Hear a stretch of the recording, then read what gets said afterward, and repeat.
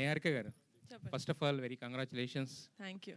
అంటే ఇక్కడ ఇది కమిటీ కుర్రోళ్ళు అంటే ఫస్ట్ పేరు విన్నప్పుడు ఏమనుకున్నాం, కానీ టీజర్ చూసిన తర్వాత దీంట్లో అంతకు మించి అనిపించే కంటెంట్ ఉందని అర్థమైంది. Thank you. అయితే యాక్చువల్గా ఇదంతా కూడా ఒక గోదావరి స్లాంగ్లో జరుగుతున్న ఒక కథ అని మాకు అర్థమవుతుంది. అయితే రీసెంట్గా పవన్ కళ్యాణ్ గారు పిఠాపురం నుంచి పోటీ చేసినప్పుడు ఆయన చెప్పారు, ఇండస్ట్రీ మొత్తం ఇక్కడికి వస్తుంది, మొత్తం ఇక్కడి నుంచి జరుగుద్దని చెప్పి. సో ఆయన ఇప్పుడు ఎవరిని అడిగినా కూడా మేము పిఠాపురం ఎమ్మెల్యే గారు తాలూకు అంటున్నారు. బట్ దానికి ఫస్ట్ మీరు అనుకోవచ్చు అనమాట. యాక్చువల్లీ పిఠాపురం ఎమ్మెల్యే గారి తాలూకు ఎప్పటి నుంచి స్టెప్ కమిటీ కుర్రాళ్ళు సినిమా తోటి నేను వేస్తున్నాను, పిఠాపురం వైపు లేకపోతే గోదావరి వైపు. సో మరి అంటే అక్కడ ప్రీ రిలీజ్ ఫంక్షన్ అక్కడ ఏమైనా పెట్టి You're reading my mind. Pawan Kalyan గారిని You're reading my mind. ఉంటుందా? అయితే వస్తున్నారా? వస్తున్నారు, ఇంకా దాంతో ఆలోచించలేండి. ప్రస్తుతానికి టీజర్ దగ్గర ఉన్నాం కాబట్టి నెక్స్ట్ ట్రైలర్ ఉంది, విల్ సీ. రీడింగ్ మైండ్ ఉన్నారు కదా, ఏదో మైండ్లో ఉండుంటుంది కదా. రీడింగ్ మై మైండ్ నేను అనుకుంటున్నాను, నేను అనుకునేది మీరు అనుకుంటున్నారు అంటున్నాను. ఎస్. అయితే యాక్చువల్గా ఇప్పుడు ఇందాక మొత్తం మన ఎగ్జిక్యూటివ్ ప్రొడ్యూసర్ రమేష్ గారు చాలా చెప్పారు. అంటే చెప్పింది చిన్న స్టోరీ, అయ్యింది ఇంత బడ్జెట్ అని చెప్పి. సో మరి మీరు కథ విన్నప్పుడు మీకు ఏమనిపించింది? అంటే ఎందుకు ఈ స్టోరీ, మీరు చాలా కథలు వింటుంటారు కదా, దీన్ని ఎందుకు పిక్ చేయాలనిపించింది మీకు? అంటే డెఫినెట్గా నేను ఫస్ట్ టైం విన్నప్పుడు నేను ఆంధ్రాలో పుట్టలేదు, నేను హైదరాబాద్లో పుట్టాను. నాకు ఆ భాష అంటే నాకు ప్యూర్ తెలంగాణ ఎలాగైతే అర్థం కాదో అలా ప్యూర్ గోదావరి యాస కూడా నాకు అంతగా అర్థం కాదు, అంటే అంత ఫ్లూయెంట్గా నేను పట్టుకోలేను. కానీ వంశీ గారు నరేట్ చేసినప్పుడు I felt like I was a part of Godavari cinema ఎక్కడైతే టేక్ ప్లేస్ అవుతుందో. I felt like I was a part of that. అంటే అదే చెప్పినట్టు 11 మంది హీరోలు 6 హీరోయిన్లు కాదు, 11 మంది లైఫ్ స్టోరీలోకి it just sucked me in like that. So I could not say no. నాకు నో చెప్పే ఆస్కారం లేదు ఇంకా, because it was such a good narration. నేను మీకు ఆల్రెడీ చెప్పాను, it was a very good narration. మా ప్రొడ్యూసర్ గారు చెప్పినట్టు మ్యూజిక్తో పాటు వినిపించారు మాకు narration. So I think we had very good imagination cinema ఎలా ఉండబోతుంది, లేకపోతే ఆయన విజన్ ఎలా ఉంది అని. So it was a 100% yes starting నుంచే. అయితే యాక్చువల్గా ఏంటంటే ఇది సినిమా కింద వచ్చినప్పుడు ఏంటంటే ఒక కొత్త డైరెక్టర్ నమ్మి ఇంత ప్రొడక్షన్ అంటే ఒక చిన్న రిస్క్ అయితే ఉంటుంది. అదే వెబ్ సిరీస్ అంటే మీరు ఆల్రెడీ ఇంతకుముందు హిట్స్ ఇచ్చారు కాబట్టి పెద్ద రిస్క్ ఏమి ఉండదు, రిస్క్ టేకింగ్ తక్కువ ఉంటుంది కదా ఫ్యాక్టర్. మరి ఆ రిస్క్ తీసుకోవడానికి ఎందుకు మీరు ముందుకు వచ్చారు? అంటే ఇలాంటి సినిమా ఆడకపోతే అందులో there's no point in it. ఎందుకంటే ఇలాంటి cinema it touches a lot of human emotions. మనం థియేటర్కి వెళ్ళింది మన లైఫ్లో బాధలు మర్చిపోయి సరే ఒక 2.5 hours ఎంటర్టైన్ అవుదామని వెళ్తాం. బట్ ఆ ఎంటర్టైన్మెంట్తో పాటు మనకి ఇంకేదన్నా ఇంటికి టేక్ బ్యాక్ చేసుకోవడానికి ఇంకేదైనా వస్తే దట్స్ అ బోనస్. అలాంటివి మా సినిమాలో చాలా ఉన్నాయి. అండ్ ఆ రిస్క్ ఫ్యాక్టర్ అంటారా, నాకు ఫనీగా ఉండడం వల్ల it was like a support for me. So అంత రిస్కీ అనిపించలేదు, ఎందుకంటే I had another producer with me. Nihari గారు, వెంకట్ 10TV. లేదు, ఇందాక ప్రొడ్యూసర్ గారు చెప్తూ ఈ సినిమా ఎలక్షన్స్కి ముందు వస్తే బాగుండేది అని అన్నారు. అంటే ఇప్పుడున్నటువంటి పరిస్థితులను దృష్టిలో పెట్టుకుని ఈ సినిమా చేశారా, లేకపోతే? అంటే ఎలక్షన్స్ అనేది cinema crux of the story కాదండి, it's just a part of it. ఎలా అయితే మనం ఒక 30 సంవత్సరాల్లో అన్నీ మన లైఫ్లో ఎలా అయితే ఉంటాయో, చిన్నప్పుడు ఆడే క్రికెట్ దగ్గర నుంచి మన కొట్లో తీసుకునే చాక్లెట్ వరకు ఆ ఊరు పంచాయతీ ఉంటుంది, లేకపోతే ఆ ఊరు రాజకీయాలు ఉంటాయి. ఆ రాజకీయాలతో పాటు మనకి ఎలాగా అదర్ థింగ్స్ కూడా లైఫ్లో ఇన్వాల్వ్ అయి ఉంటాయో first 30 years of our life ఒక ఊరు అలాంటి ఊర్లో పెరిగితే కనుక. సో అలాంటి ఆస్పెక్ట్స్ ఉన్నాయి, కానీ it's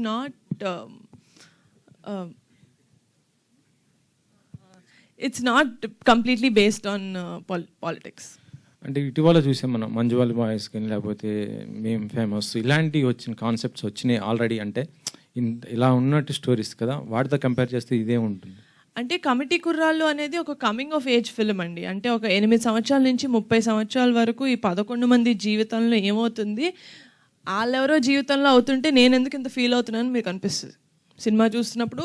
you don't disconnect from the character, you will connect with the character. ఇప్పుడు శివ అన్న క్యారెక్టర్ ఉంది, సుబ్బు అన్న క్యారెక్టర్ ఉంది, సూర్య అన్న క్యారెక్టర్ ఉంది.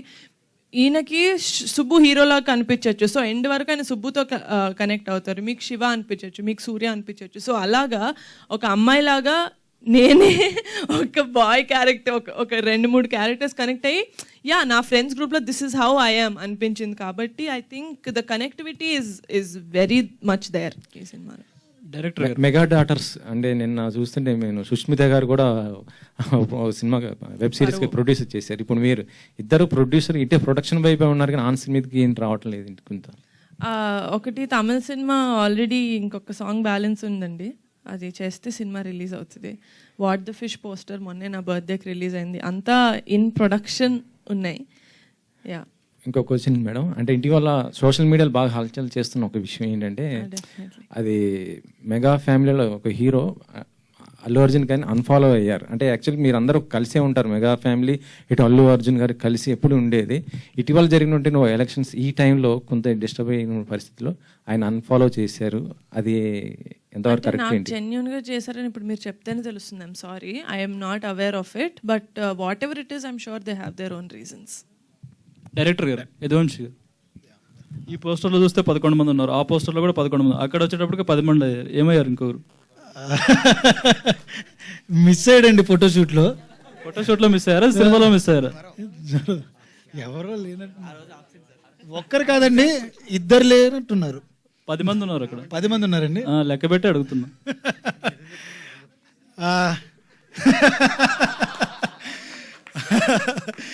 అంటే సినిమాలో ఇప్పుడు పాస్ మధ్యలో ఇదవుతుంటారు కదా, అలా ఏమన్నా అయ్యారా ఏంటని? అయ్యేం లేదండి, అది సినిమాలో ఒక మంచి విషయం. మీరు ఒక టీజర్ లో లాస్ట్ పోస్టర్ చూసినప్పుడు ఈ 10 మంది ఒక చోటుకు వెళ్తూ ఉంటారు, అక్కడ కూడా 10 మంది ఉన్నారు. అక్కడ కూడా 10 ఆ ఒక్కడి గురించి వెతకడానికి వెళ్తున్నారండి వాళ్ళు.